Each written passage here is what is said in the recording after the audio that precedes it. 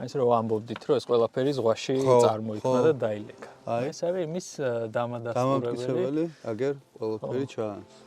სხვადასხვა ფენებად და რა თქმა უნდა, ყველა ფენა საბამება სხვადასხვა დროს.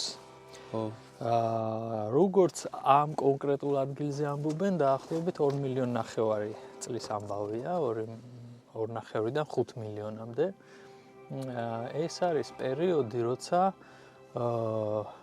ეს ტერიტორია ამოიწია ზღვიდან, ეს ყველაფერი მოხდა ტექტონიკური მოძრაობის შედეგად, როცა არაბეთის ფილამ დაიწყო ჩრდილოეთით მოძრაობა და ევრაზიის ფილას შეეჯახა, ამან წარმოშვა ჯერ თავიდან მიწისძვრა ალბათ, ხო? მიწისძვრებიც ალბათ იქნებოდა, რა თქმა უნდა, მაგრამ ამოიწია, მანამდე ზღვა იყო აქ საქართველოს ტერიტორიაზე, წარმოიშვა კავკასიონი, მაგრამ მაგის მერეც ძალიან დიდი ხანი ეს ადგილი ისევ რჩებოდა წყლის ქვეშ.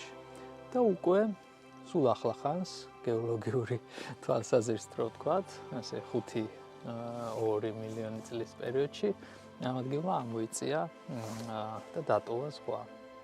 მაგრამ ეს არ მომხდარა ერთჯერადად რა, იმიტომ რომ ბრუნდებოდა, ხო? ხო, ეს ადიოდა, ჩადიოდა, რაღაც პერიოდები იყო, როცა ლაგუნებს ქმნიდა, იყო ხმელეთის და წყლის მონაცვლეობა და თვითონ ეს მოლუსკები, სადაც არის, ეს უკვე მეტყველებს, რომ არ იყო ღრმაწყლოვანი ზღვა, იმიტომ რომ მოლუსკებს სჭირდება თბილი და ნათელი წყალი და შესაბამისად თხელი ადგილები. ანუ ეს როდინდელი გამოდის ხა რაღაც. ხო, ეს არის დაახლოებით 2,5 მილიონი, 5 მილიონი, როგორც ჩვენ გვეუბნებიან.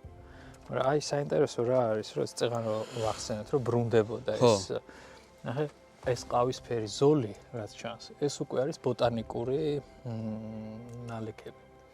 და აქ არაფერს არ გვაძლევს ეს, მაგრამ აი ამ ადგილზე თუ დააკვირდები, ძალიან პატარა მონაკვეთია ფოთლის. ბეჭდილი ქვევიდან უნდა შეხედო, რომ დაინახო. ხანდახან ეს ნაწილები ჩამოვარდებიან ხოლმე და უკვე აი ქვას თუ აიღებ, ახალ ჩამოვარდნილს, იქ უკვე კარგად ჩანს ფოთლის ანაბეჭდი. სამწუხაროდ ამჟამად არ აქვს ეგეთი ნიმუში, მაგრამ აი აქ ესენი ფოთლებია ჩვეულებრივ ანაბეჭდი ჩანს ხოლმე. ეს ნიშნავს, რომ ქვემოთ არის ნიჟარები, მერე იყო ხმელეთი, მერე ზემოთ ისევ ზღვა, როგორც ჩანს, ადიოდა, ჩადიოდა. ან ზღვის დონე მატულობდა და კლებულობდა, ხო ეგეთ შეიძლება იყოს. არა, მაინც და მაინც ტერიტორია ამოიწიოს.